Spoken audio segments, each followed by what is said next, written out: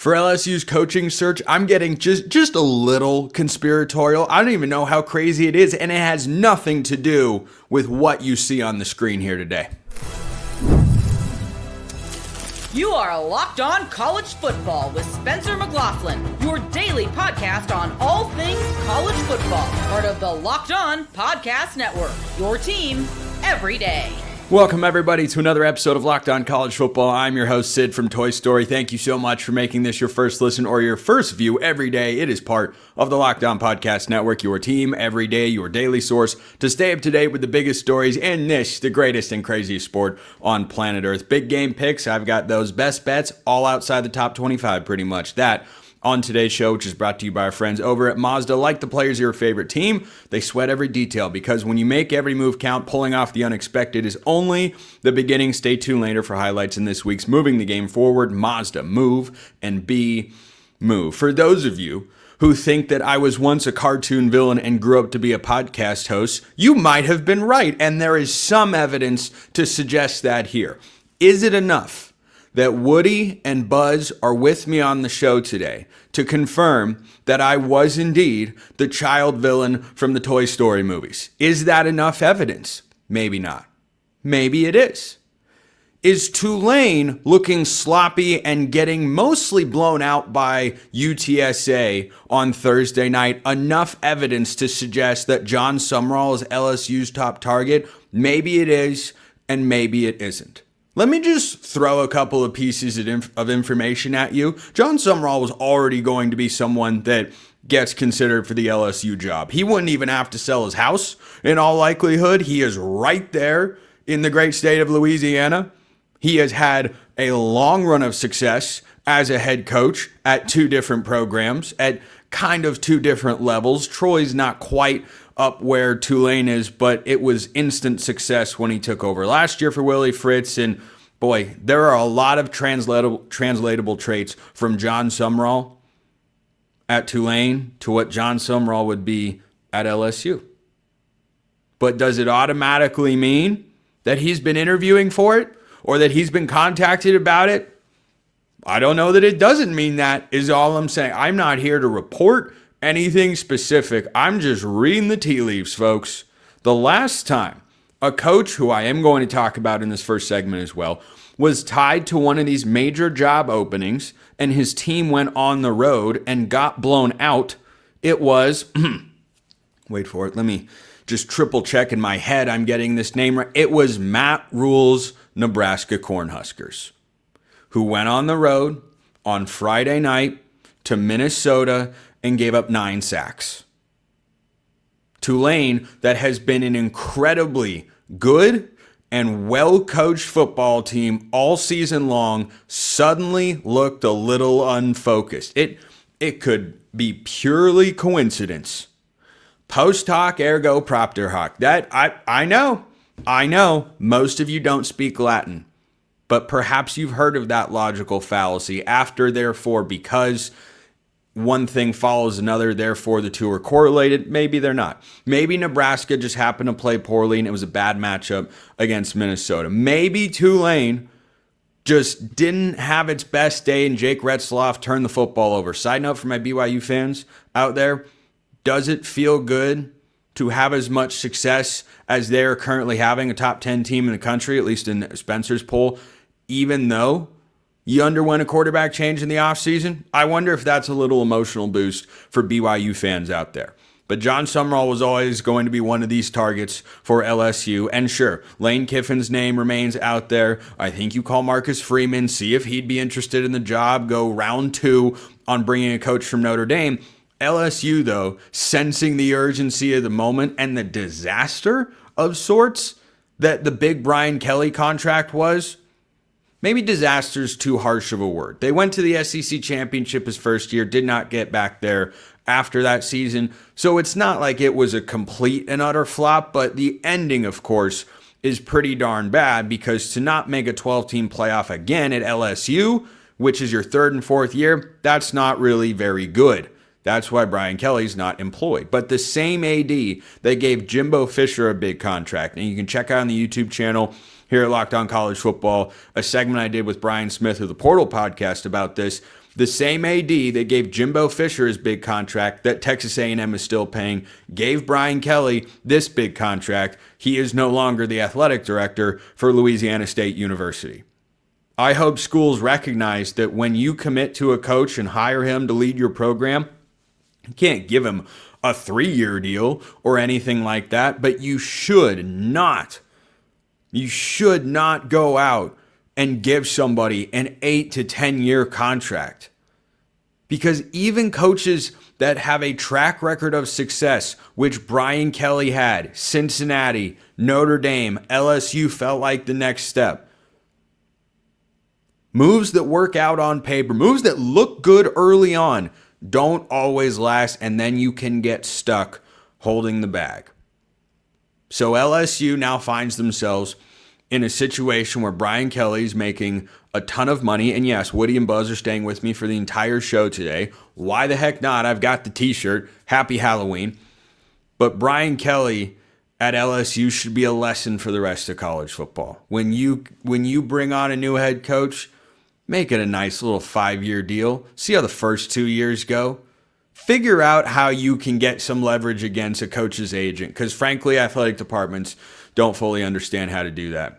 Matt Rule's agent does, because he got tied to the Penn State job, because there are very real connections between Matt Rule and Penn State going back many, many years in his life. And Nebraska has now extended and given Matt Rule a raise.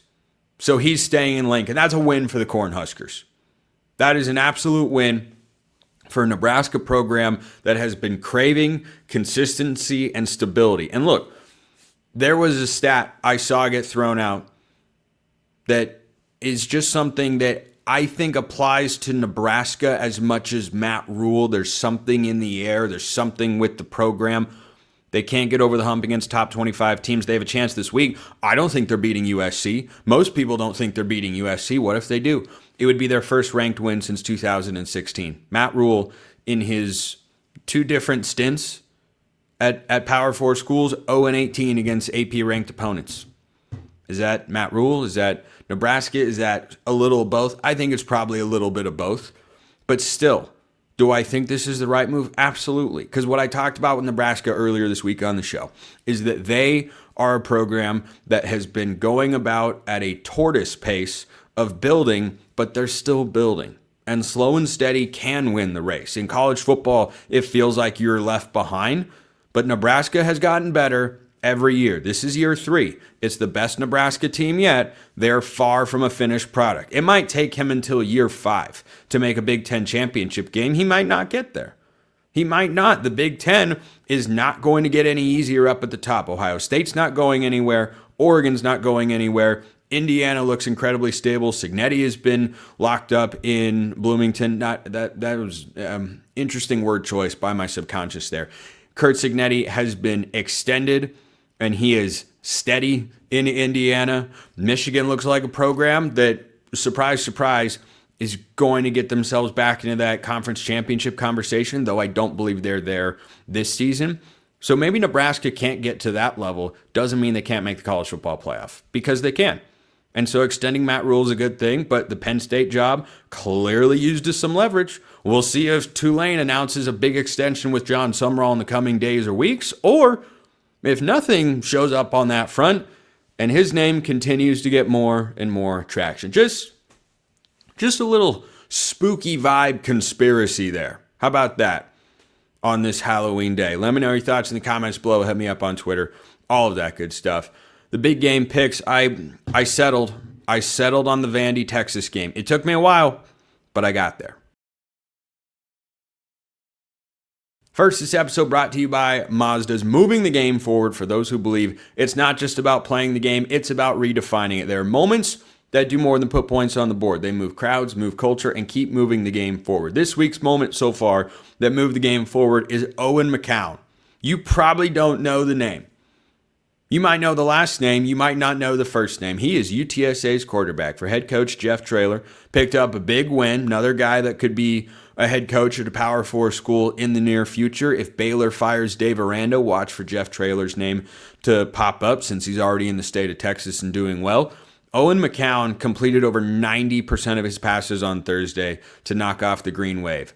Landmark win this season for the Roadrunners. They're trying to turn things around. Owen McCown delivered in a big way. That was more than just a great performance. It was perhaps a season-defining win for UTSA. We'll see how they do going forward. When you follow what moves you, the unexpected is only the beginning. And just like there's more to every highlight, there's more to a Mazda vehicle. Mazda, move and be moved. This episode also brought to you by our friends over at Monarch. Let's be honest, most of us can't even name all our financial accounts, let alone what they're worth between 401ks, savings, and investments. It's easy to lose track.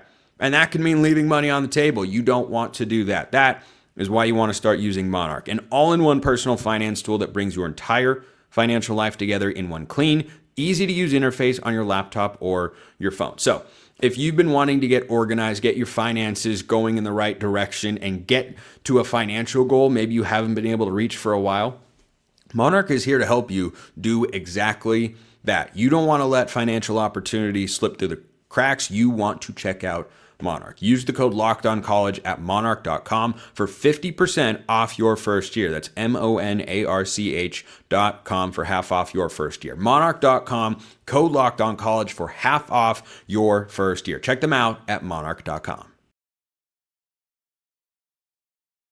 By the way, for those of you wondering, I will not be speaking at this time on the conditions in which Woody and Buzz have been justly held during this time. The statute of limitations has run out. Let's talk about Vandy and Texas. I have thought about this game a lot this week because Vegas is trying to tell me something. They like Texas's roster more than Vanderbilt's. Arch Manning is questionable going into this game. I think either way, I feel the same about Texas. And I think Vanderbilt has the better quarterback in this game. The question I have for Vanderbilt, can you do it on the road, particularly with the run defense? I think Texas, again, regardless of who is behind center for Steve Sarkisian, is going to try and jumpstart the running game. They have been incredibly dormant. 3 of the last 4 weeks, under 100 yards on the ground. Even if Arch Manning is playing improved football, which he did last week at Mississippi State, his best overall game as a college quarterback by far, this is not a Texas offense that is meant to be one-dimensional. It is at its best. It can be one-dimensional. I think they have that option, but they are at their best when Steve Sarkisian can dial up plays off of play action and get creative in the run game as well. So I think the team that wins the rushing battle in this game is going to wind up winning. And I'm taking Vanderbilt. I have said all week, Vanderbilt is more than just Diego Pavia. They are more than just a fun story. They are a good, balanced, physical, fundamentally sound football team who I think can beat you in a number of different ways. The offense can get themselves going. They can run it. Diego Pavia won't go for 350 and 3 touchdowns against this Texas defense. But if this winds up being a low-scoring slugfest, understand that Vanderbilt just played one of those games against a good Missouri team. Yes, they have to do it on the road. Texas playing well on one side of the ball last week against Mississippi State, but not the other side of the ball, doesn't instill as much confidence in me as it should. They very much should have lost the game. They didn't, which is why if Texas wins this game, they will re-enter my top 25. But I like Vanderbilt to go to Austin and win the football game because I trust them a lot more, and I think they are a more complete, consistent football team. So give me Vanderbilt in a close one, 23-17, Commodores over the Longhorns. Potentially an upset special here in the Big 12. Texas Tech, because of the loss to Arizona State, whether Baron Morton played or not, he's supposed to play this week. For Texas Tech's sake, for my Red Raiders, I hope that he does. I really hope he does.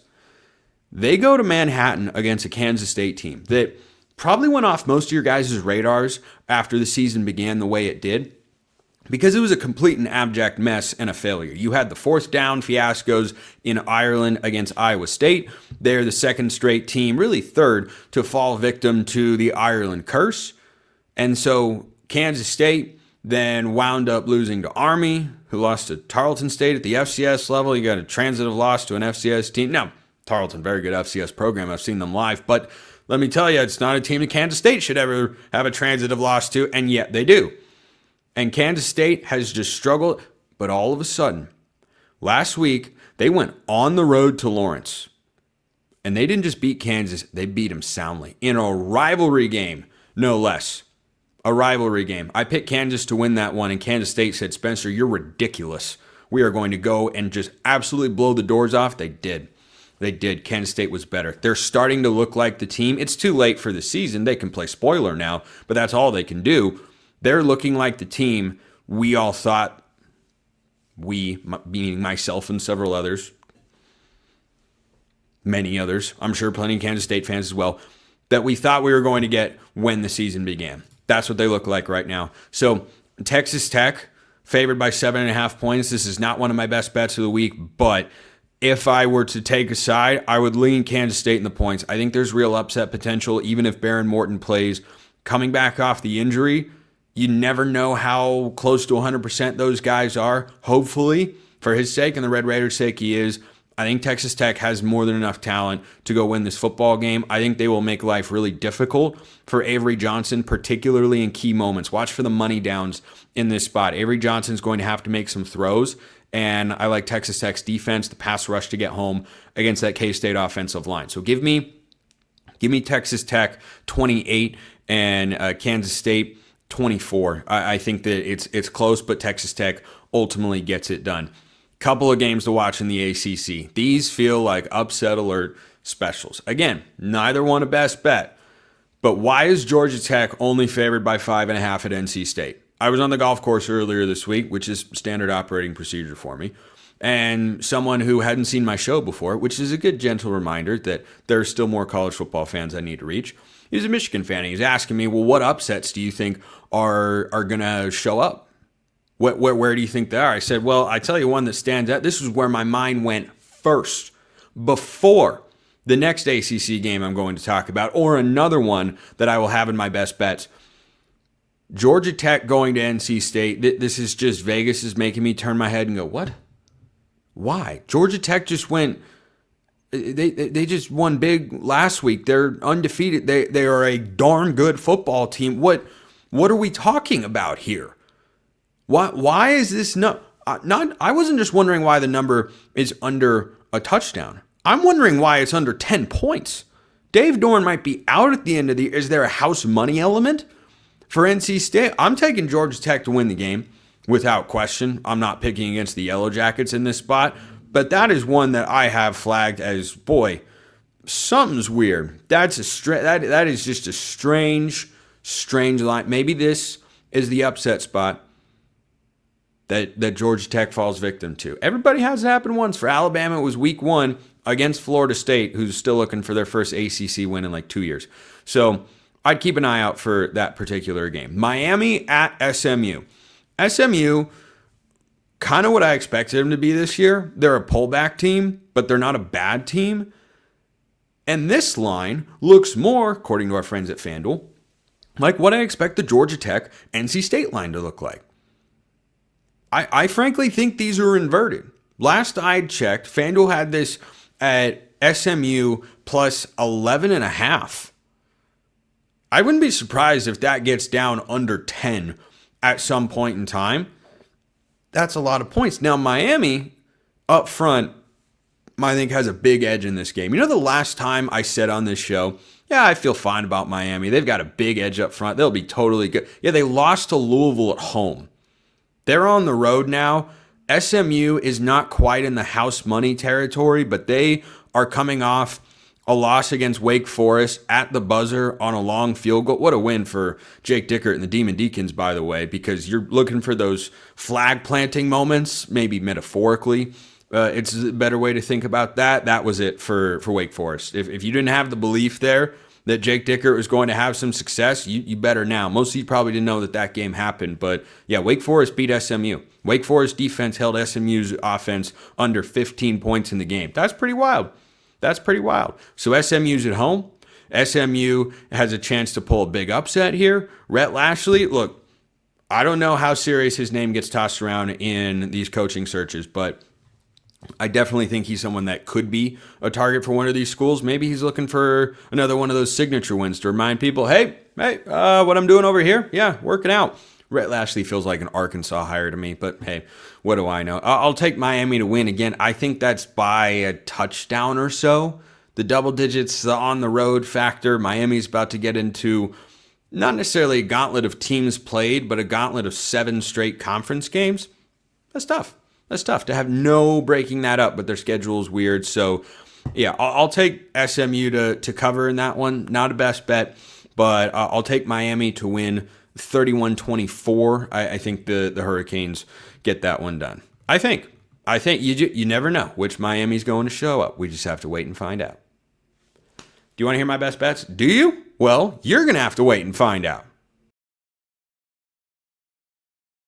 First, this episode brought to you by DoorDash. It's almost the weekend. Time to look back and crown this week's MVP on Who Delivered, powered by DoorDash. Just like you can win every Saturday with DoorDash Streaks, saving more every time you order, these players delivered when it mattered most. Let's break it down. Diego Pavia last week, when it mattered most for the Vanderbilt Commodores.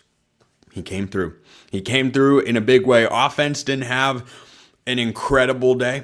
It wasn't their most productive, wasn't their prettiest outing, but you know what? Delivering that win when College game day was in town, the Vanderbilt faithful have never been more alive and electric as a fan base in college football. And good for the Commodores. They have more than paid their dues. They have been through the absolute ringer, and Diego Pavia is giving them a level of excitement they simply haven't had in my entire life, and even before that, in college football. It's an awesome thing to see, and they have a tough game this week against Texas. Just like Diego Pavia delivered and has delivered for the last couple seasons for the Commodores, DoorDash delivers your Saturdays with DoorDash Streaks. You save every Saturday you order. Stack it up all season. You could save up to $250, including $100 in DoorDash credits. Order this Saturday. Keep the streak alive. Fuel your game day. Only with DoorDash. Terms apply. Promo period through November 18th. This episode also brought to you by our friends over at FanDuel. So, I'm about to get to my best bets of the week. Back-to-back winning weeks. I'm inching closer to 500 on the year. My goal by the time the regular season comes to a close, get over the 500 mark. We're getting there with lines provided by FanDuel, of course. If you don't believe in me and my ability to come back from the depths of despair, then guess what? You can fade the picks every week. I still can't blame you until I at least get to 500. I wouldn't be able to hold that against you in a significant way.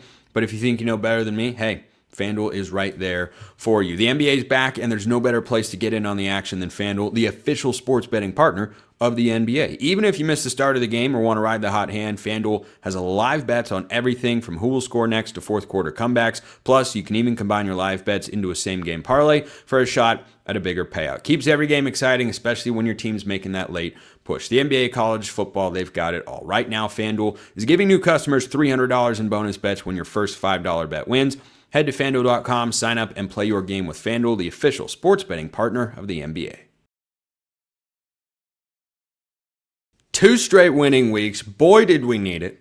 Boy, we have needed it very badly, trying to keep it going. I originally went through looking at the lines provided by FanDuel, of course, the official sports book of the Locked On Podcast Network. And I had 5 favorites picked out, all at home. And I went, oh, no, we can't. Oh, that's ripe for disaster. That felt like the old Spencer's Best Bets.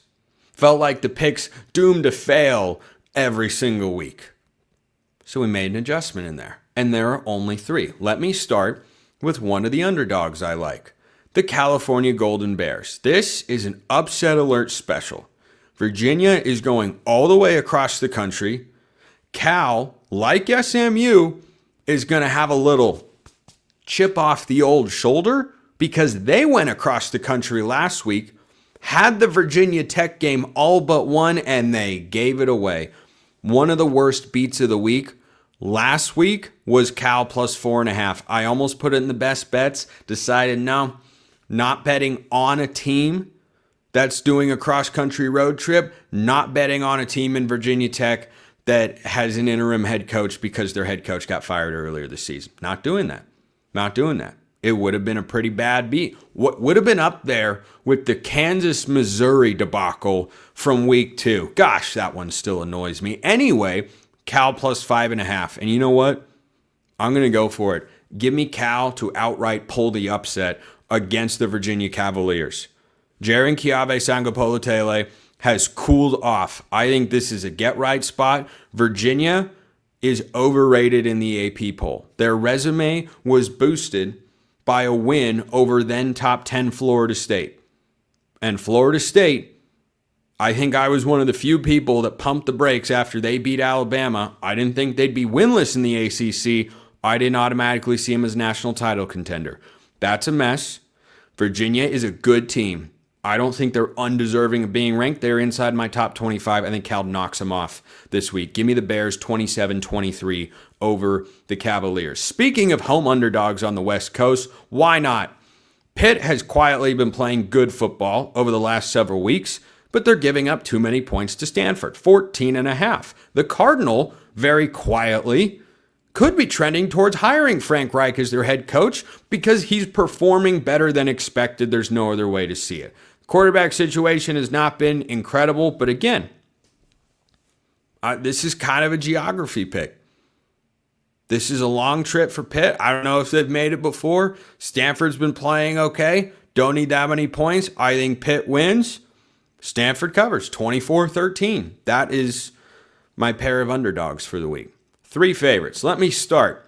And this is going to feel unpatriotic. This is going to feel wrong to some people, but you just gotta hear me out on North Texas minus 6.5 against Navy. The most, and I'm a victim of this as well, under-discussed name in the coaching carousel at the moment is Eric Morris. And if Big 12 jobs come open, Baylor, if Dave Aranda is relieved of that particular position, or if Rhett Lashley takes another job and SMU is open, watch for Eric Morris. This is a guy who has coached some big-time quarterbacks, including John Mateer and Cam Ward at one point in time.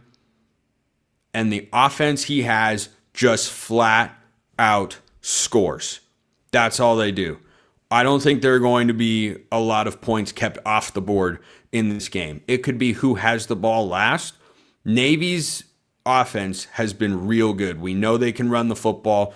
That's a staple of a service academy for our entire lives, and I hope that never changes. Of all the unique things about college football, is there anything more distinct about this sport compared to international sports leagues in other countries than, we have teams that represent our armed services?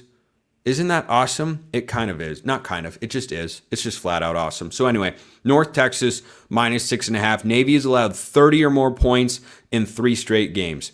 North Texas might put up a 50-piece.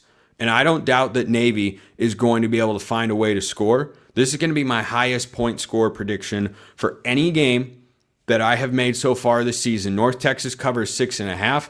They win 52-42. I will take North Texas to win and cover the 6.5. Next one, also a matter of principle. North Carolina's lone win on the road this year is at Charlotte, and Syracuse has been dealt a bad hand with Kyle McCord not getting another year of eligibility. Then Steve Angeli looks good, and he's hurt out for the year. Syracuse is at home. They're only giving up 2.5 points. This feels like a value pick to me.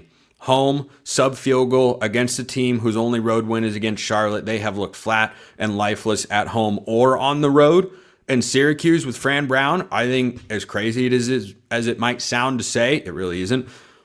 Syracuse has a better coach in this game. So I've got a roster that I like more. Not saying that I love Syracuse's roster in this spot. I'm just saying 2.5 points. Yeah, give me the orange. Give me the orange to win 27-17 over North Carolina. They cover the 2.5. And finally, a game that before the season I had picked as a different outcome, shall we say.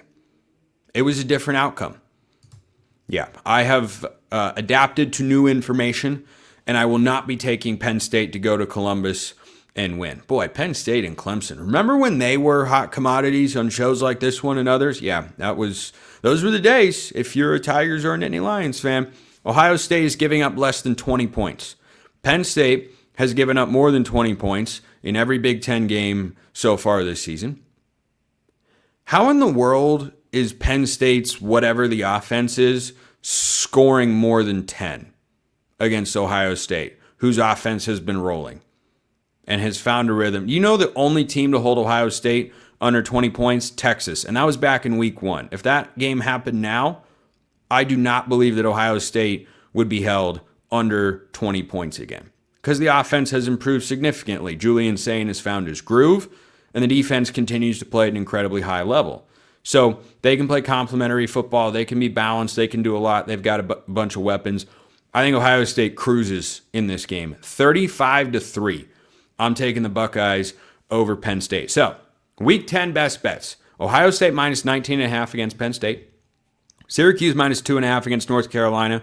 North Texas minus 6.5 against Navy. Cal plus 5.5 against Virginia. Give me the outright win. Stanford plus 14.5 at home against Pitt. That is how it is going down. And no, I will not be answering questions about anything related to these two individuals. Woody and Buzz are doing just fine. Appreciate everyone listening. I'll see you next time. And until then, hope you all have a wonderful rest of your day.